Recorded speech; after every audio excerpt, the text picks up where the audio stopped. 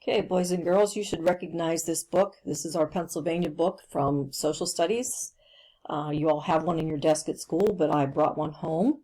I'm glad I did because I'm going to be reading to you from this today for our lesson, and we're going to be talking about the next group of settlers that came to the colony of Pennsylvania. Now remember, we started with the Native Americans being here, and then the Dutch and the Swedish and the English and the people from Finland all started arriving. So the next group we're going to read about is the Pennsylvania Dutch. And this is lesson 16 in chapter 5 in our Pennsylvania book. So I just wanted to show you what we're going to be reading about. Here's some questions to think about right here while I'm reading. Who are the Pennsylvania Dutch? How did the Pennsylvania Dutch get their name? What are the two main religious groups of Pennsylvania Dutch? And what are the main beliefs and customs of the Amish? You're going to be hearing words today like Pennsylvania Dutch, hex signs, barn raising, and something called shunning. Key places and people that we need to know about today are Germany, Switzerland, Menno Simons, Lancaster, and Jacob Amen. So let's read about how the Pennsylvania Dutch got their name. So in lesson 15, we learned about the different religious groups who settled Pennsylvania in the 1600s and early 1700s. Perhaps the best known group looking for a safe place to settle were the Pennsylvania Dutch. They first started to arrive in our colony around the 1710s and the 1720s. They were mainly from Germany and Switzerland. The language they spoke was German. So now we're talking about the 1710s and the 1720s. Now William Penn at that point has passed away. His family is running the colony of Pennsylvania. More and more people are coming, and the colony continues to grow. So let's read some more about them. The German word for German is Deutsch. And if you look in parentheses there, you see how it's actually pronounced. It's Deutsch. The English-speaking settlers heard the German-speaking settlers use the term Deutsch. The English settlers thought, oh, the German settlers were Dutch. So the English settlers gave the German settlers the name of Pennsylvania Dutch. It was a mistake, but the name has remained. The Pennsylvania Dutch settlers really were German-speaking. So once again, our lack of language understanding for the different groups that are arriving from Europe has people confused. These German people came over to Pennsylvania for the religious freedom, and they called themselves Deutsch, meaning German. When English-speaking settlers from England heard that name, and they heard them say Deutsch, they thought, oh, Dutch, thinking they were from Holland. But no, Deutsch is the name of German, and Germany is called Deutschland. For anybody who lives there, they don't call it Germany, they call it Deutschland, and they speak Deutsch. They are Deutsch. But the English-speaking settlers thought they were Dutch. So confusing mistake that has lasted now all through history. In the 1710s, several thousand Germans, let me zoom in on that a little bit, from the Mennonite religious group came to our Pennsylvania colony. They followed the teaching of Menno Simons. Jacob Amen left the Mennonites to form his own religious group in Switzerland. His German-speaking group became known as the Amish.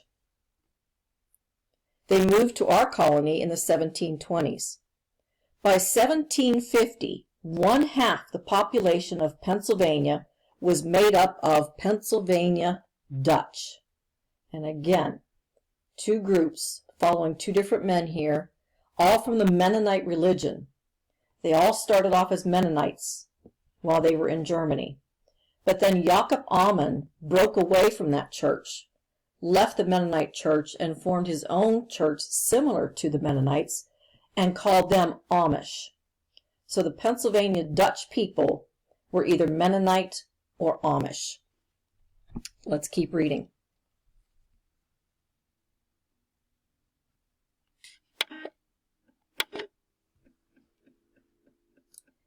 The Pennsylvania Dutch first settled in the Lancaster area.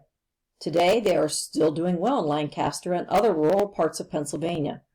It is interesting to know that these religious groups no longer exist in Europe.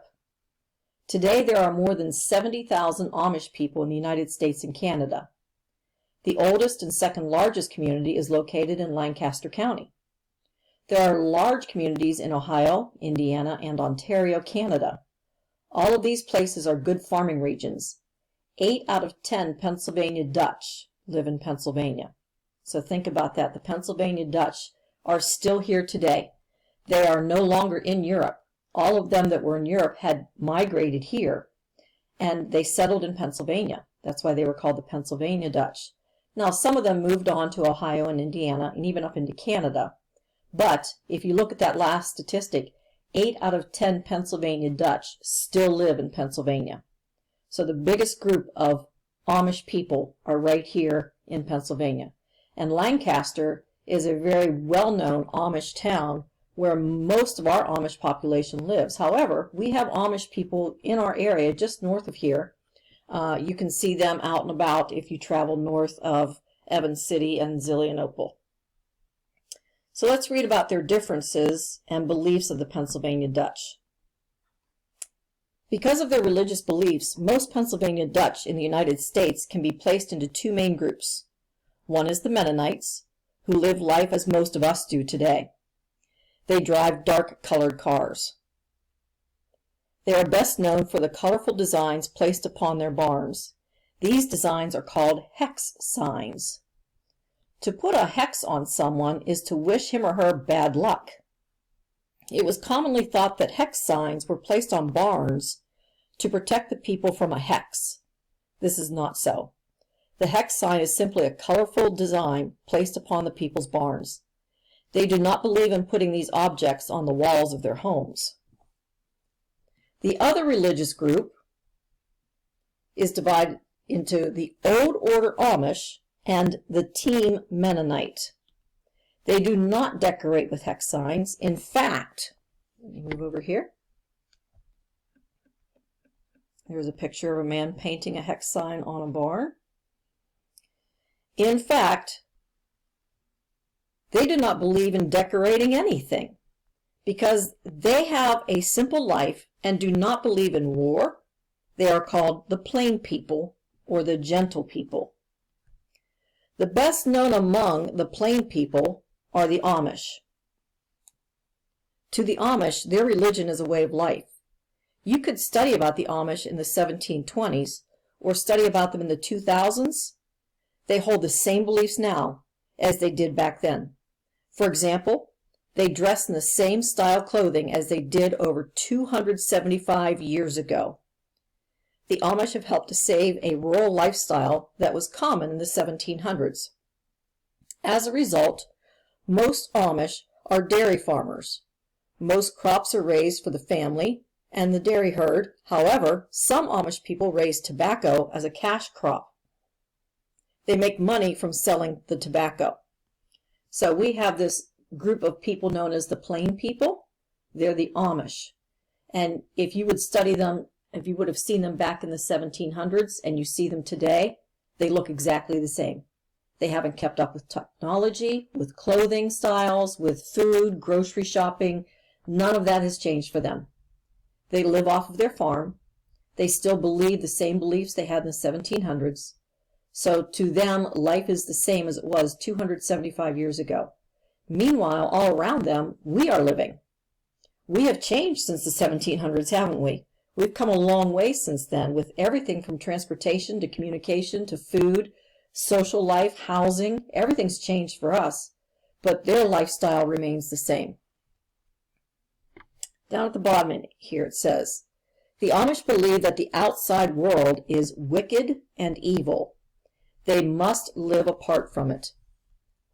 They are not allowed to have any outside world influences in their home.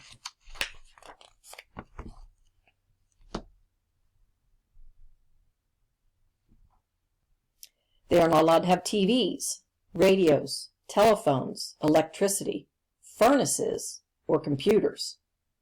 However, they can use electricity made by a generator, but electric lines cannot be run to the barn. They also can run a refrigerator or a washing machine with a gasoline engine. Running water is still pumped to the kitchen by a windmill. Wow, that paragraph sure does paint a picture of what their life is still like today and how different it is from ours. No electricity, no light switches to turn anything on, none. Now they can generate electricity. They can make their own electricity through the use of that windmill, but they do not have an electric line running to their house from the city to give them electricity. They don't have a refrigerator or a washing machine unless it's run with a gasoline engine. So their washing machines must look very different than ours. To pour gasoline into an engine, like we do into our cars or lawnmowers, that's how they run their washing machine and their refrigerator. Running water, still today, is pumped into the kitchen by a windmill. The windmill generates the water below the earth in the well and pumps it into the kitchen, and so when they need water, they have to pump the water into the kitchen, not just turn on a faucet. There's another way that they are separate from the outside world. They are not allowed to drive or own cars. However, they can ride in them. They can also drive buggies and ride bicycles. The Team Mennonites drive black-covered buggies. Amish drive gray-covered buggies. So if you see a buggy as you're visiting Amish country, the black ones are the Mennonites, the gray ones are the Amish. The Old Order plain people can use tractors with iron tires to plow their fields. However, many Amish people use horses to plow their fields. They do not use modern farm machinery for planting or harvesting. So when you see the pictures of the Amish in their wagons and their buggies do not have rubber tires on them. It's usually either just wood, just like in the 1700s, or metal. So their wheels are not covered with any kind of rubber cushioning for traction or things like that. They just use a metal tire or a wooden tire, and they use their horses to plant their farms. Here's a great picture down here at the bottom of a man gathering corn, his horses pulling it. The caption at the bottom, I don't think you can see it, it says, Amish farms are run without the use of modern machinery. All right, let's keep reading about how they dress. Most Amish men and women wear plain clothing of white, black, blue, and purple colors. They do not believe in buttons. Men wear dark-colored pants with suspenders. The men also wear wide-brimmed black or straw hats. Women wear dresses with black aprons and capes. Women also wear a large black bonnet to cover their heads. Children wear the same kind of clothing as their parents. They also do not believe in having their pictures taken. Interesting. No buttons, no pictures, no zippers. They do not believe in anything that would be showing off. The Amish people pay their land taxes for public schools. However, they build their own one-room schools. The schoolyard has pit toilets, one for the boys and one for the girls. Boys and girls are required to go to school up to the 8th grade. They believe you do not need more education to be a farmer. Okay, so they have their own one-room schoolhouse for all the grades. They have a pit toilet. They dig a pit, a hole, one for the boys and one for the girls, and that's their toilet. They are required to go to school up until the 8th grade. After that, you don't need any more education because you're going to be a farmer and you're going to run the family farm. Now, that's where we're going to stop today because we're running out of time on my video. It's only allowed to be 15 minutes long. So I'll continue the lesson tomorrow. I'll have you watch the video and then start your project. All right, thanks, boys and girls. We'll continue tomorrow.